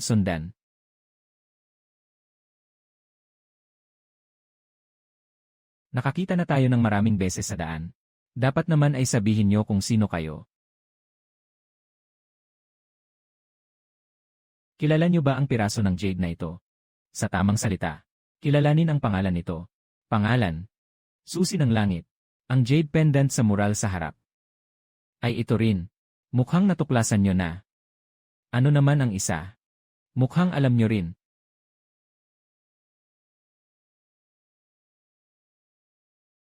Sistema ng double susi. May isang tanong. Dahil alam niyo ang double susi, bakit hindi niyo hanapin mismo? Hanapin. Ang tagapangalaga ng libingan ay hindi naghahanap ng susi. Ang tungkulin ng mga tagapangalaga ng libingan ay magbantay ng pinto. Hindi magbubukas ng pinto. Bakit kayo sumunod sa amin buong daan? Dahil kamakailan lang may naghahanap dito. Si Lee Seung-yun. Pagkatapos pumanaw ang dating emperador, maraming hindi kilalang tao ang lumitaw malapit sa mausoleum. May nag-imbestiga. May nagsusuri sa village ng guarding tomb. At may mga nagsusubok magbukas ng lumang mga file. Akala namin. na sila ay patungo sa libingan ng emperador. Hanggang makita ka namin. At ang batong jade na yon, dapat sana ay nasa royal na pamilya ang susi ng langit. At dapat ay nakatago sa silangang palasyo ang susi ng lupa. May isang kasabihan na ipinasa mula sa henerasyon ng mga tagapangalaga ng libingan. Ang araw ng muling paglitaw ng doble susi ng langit at lupa. Ito ang oras ng pagbubukas ng batong pintuan. Kaya't ito ay inihanda ng naunang emperador. Hindi natin alam kung ano ang iniwan ng naunang emperador. At hindi rin natin alam kung ano ang nasa likod ng pinto. Ngunit isang bagay ang tiyak. Matagal nang inaasahan ng naunang emperador ang araw na ito. Kaya't ngayon ay bubuksan na. Bakit parang may pakiramdam ako na nagbubukas ng pinto sa huling boss ng kopya? Huwag mong sabihin talagang kamukha.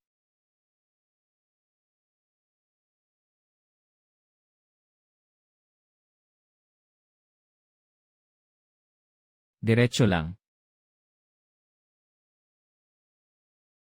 Tama nga, nagbukas. Patuloy silang sumusunod sa atin. Puta, talagang sinuntok. Walang anuman.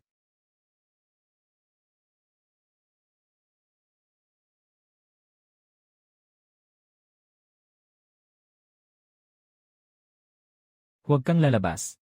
Hindi ko rin naman talaga balak lumabas.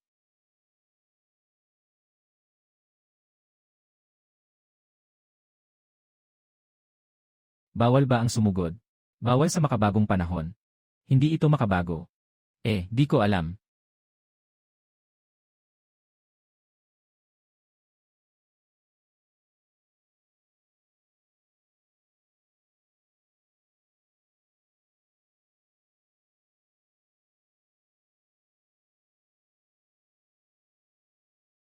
Kailan naging ganito kalakas si Meng Hong? Si Lin Hong. Kailan naging ganito kahina si Meng Jun? Tinalo na natin para lang magpahuli. Tumahimik ka. Masakit sabihin ito.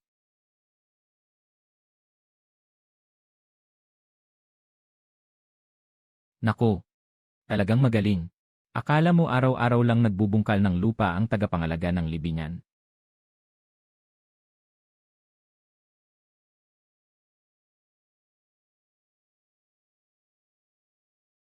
Ito ang prinsipe sa silangan.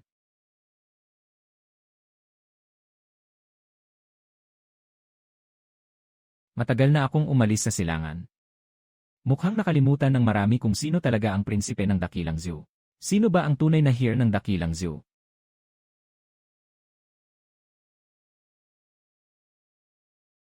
Pumunta na ako. Ipapakita ko sa'yo. Kung hindi ka titigil, hindi ka makakatapos ng pag-aaral mo.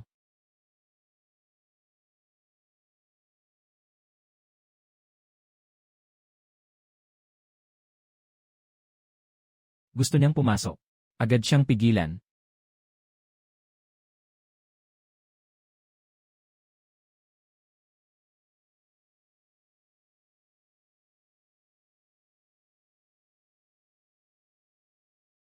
Tunay nga namang gwapo. Ito na ba ang prinsipe sa sinaunang panahon? Mahal na Ginoo. Matagal ka nang hinihintay ng prinsipe. Mahal na Ginoo. Hanggang dito na lang. Ganoon din ang iniisip ko.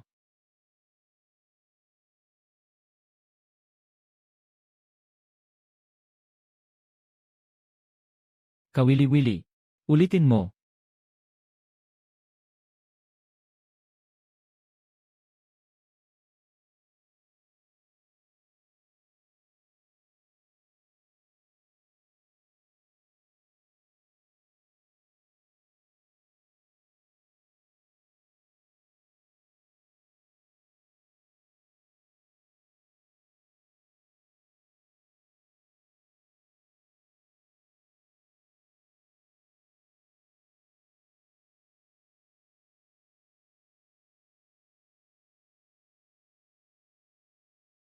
Liksu.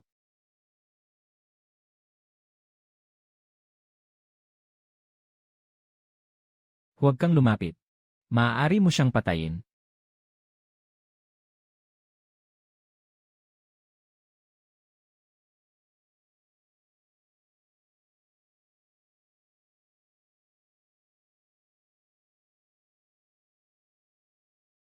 Mahal na Ginoo. Tapos na.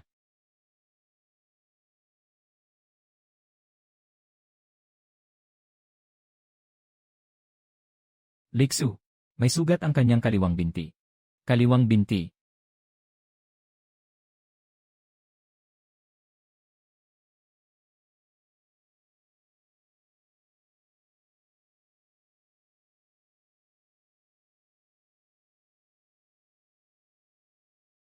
Si Xiao Fan.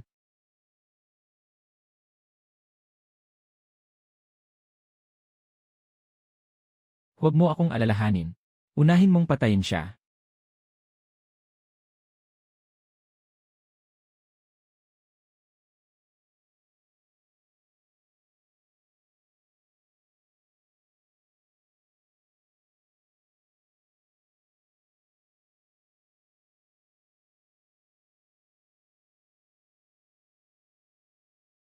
Itong espada ay para sa 372 na buhay ng silangang palasyo malaking apoy.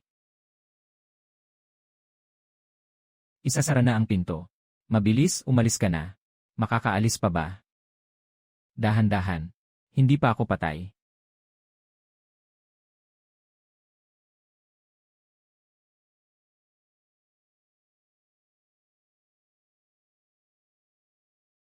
Unahin ang pagligtas. Sino ang may lakas na humugot ng espada? Pakiramdam ko, malapit na akong mawala. Tumahimik ka. Sa mga drama, kadalasang hinuhugot lang ito. Sa mga drama, lumilipad pa nga sila. Hindi nasaktan ang mahahalagang bahagi. Maaaring tanggalin na. Sandali, sandali, sandali. Malakas ang hangin sa dibdib. Hindi ka mamamatay. Ang mabuhay ay ang tunay na kagandahan. Mukhang hindi ka mamamatay. Gano'n kaaksaya ang pagkakasakit mo? Walang hadlang.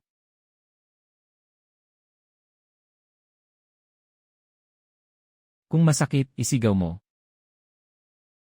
Bakit mo ako pinagtatanggol? Dahil tayo ay magkapatid. Salamat. Kung sapat na ang pahinga, sumama ka na sa akin. Pupunta ako. Ito ang selyo ng Zhu na emperador.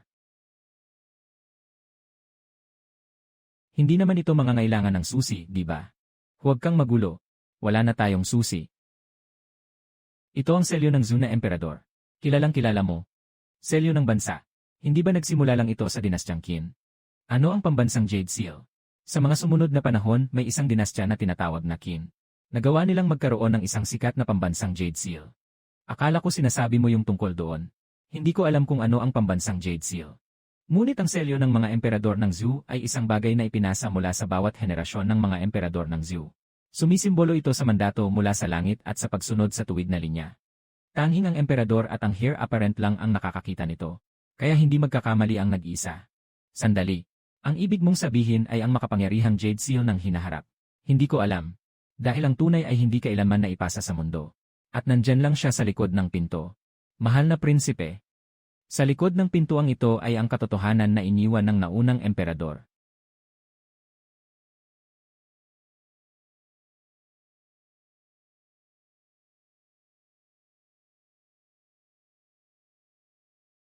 Pupunta na ako. Ito ba? Palasyo ng Taiji. Sandali lang. Ang ibig mong sabihin ay, dito ay isang trono na nakabaon sa loob ng libingan ng emperador.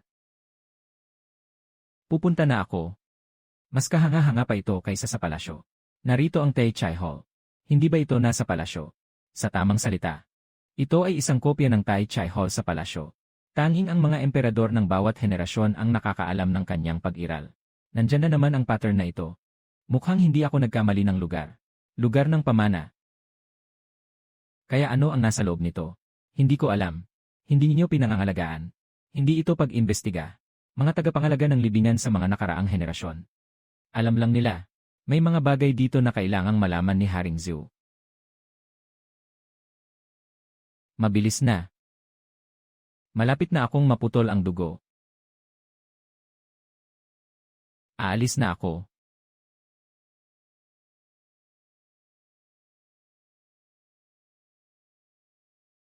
Ang bigat ng pinaghirapan ko. Sana hindi lang basura ang nasa loob. Tumahimik ka. Karaniwan, totoo ang sinasabi mo kapag ganito. Pakiusap, buksan ang pamana, mahal na hari.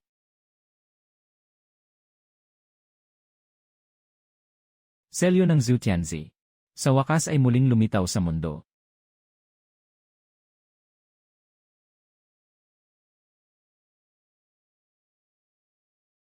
Pangalagaan ang linya. Malugod na tinatanggap ang emperador. Ibalik ang simbolo.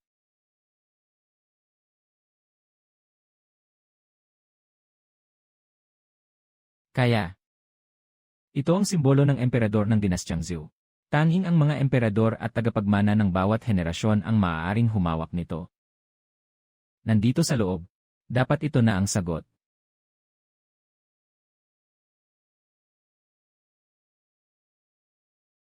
Anong nangyari? Ito ang sulat ng aking ama.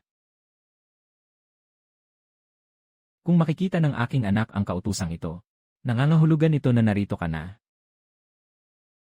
Nangangahulugan din ito, na sa wakas ay umabot na si Chen Yuan sa puntong ito.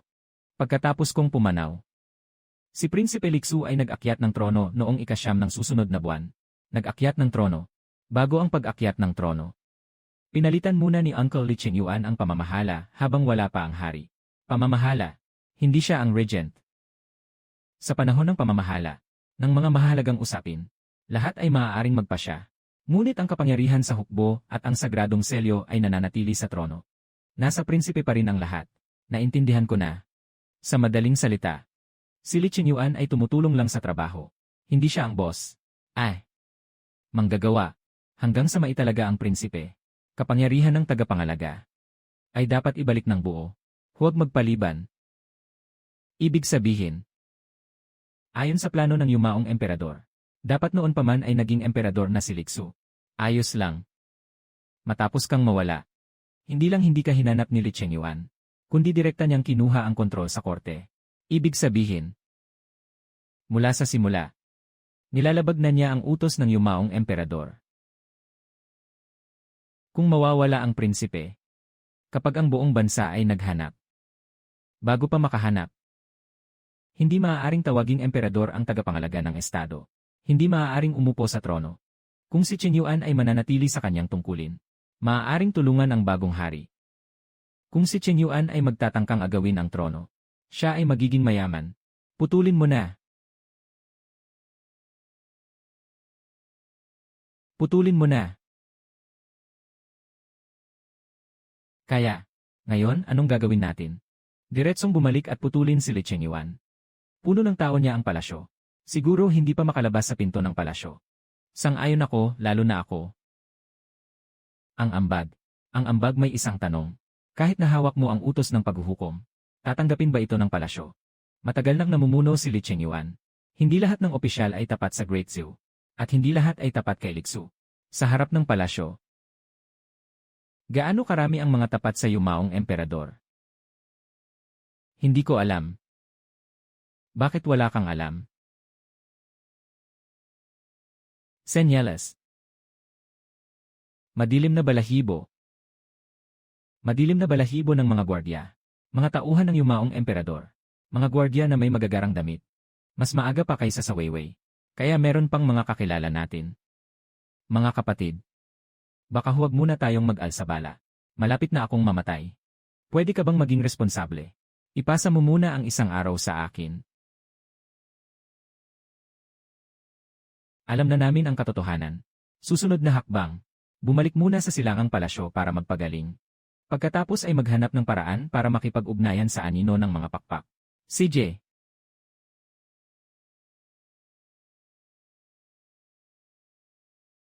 Kaya, magpapagaling tayo. Pagkatapos magpagaling, ano ang susunod na hakbang? Makipag-ugnayan sa anino ng mga pakpak. Kung mayroon pang mga anino ng baluti, tiyak na nakatago sila ng mabuti. Mahirap silang mahanap sa maikling panahon. May naiisip ako. Sabihin mo, bumalik tayo sa makabagong panahon. Ang pinakamalaking problema natin ngayon ay hindi kakulangan sa ebidensya, kundi ang sobrang kaunting impormasyon. Ang bagay na ito ay maaaring may tala sa hinaharap. Naiintindihan ko na. Bumalik tayo sa modernong panahon. Kumuha tayo ng ilang baril. Magdala rin ng kaunting pampasabog. Diretso tayong sumugod sa imperyo. Saan ka bibili niyan? Illegal iyon. Baka hindi mo pa maibalik ang kutsilyo. Bago mo mailigtas si Dazhou, nauna ka nang naipasok. Hahaha. Ngunit may isang bagay na kailangan talagang dalhin pabalik sa modernong panahon. Masyadong delikado sa silid ng silangan. Kapag natuklasan ito ni Li Qingyuan, lahat ng nasa unahan ay abala. Kaya ang ibig mong sabihin ay nakatagong dormitoryo. Pinakamataas na lihim ng Dazhou. Nakatagong dormitoryo ng unibersidad. Sino ang makakapag-isip?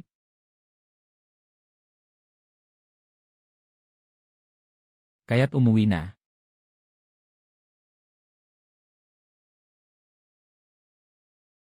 Bumalik sa dormitoryo.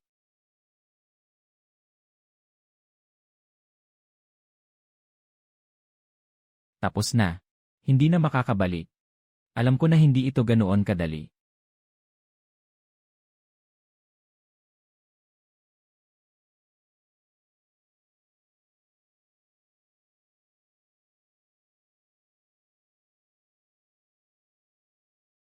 Mali. Noong unang beses na naglakbay, si Lixu ay walang kaalam-alam sa nangyayari. Ngunit nagtagumpay siya. Ipinapakita nito na hindi ang pinto ang susi. Ang pinto ay hindi susi. Ang isip ang susi. Bago buksan ang pinto, dapat isipin ang nasa kabila. At dapat ito'y sapat na matindi. Sa unang pagbukas, naisip ng nag-iisa ang kanyang ama. Nang bumalik dito, ang naiisip ko ay kayo.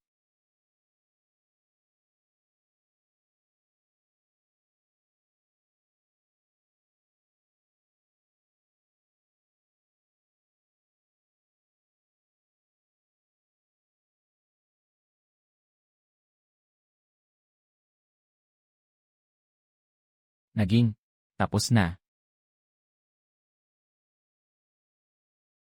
Mga kuya, umuwi na kayo.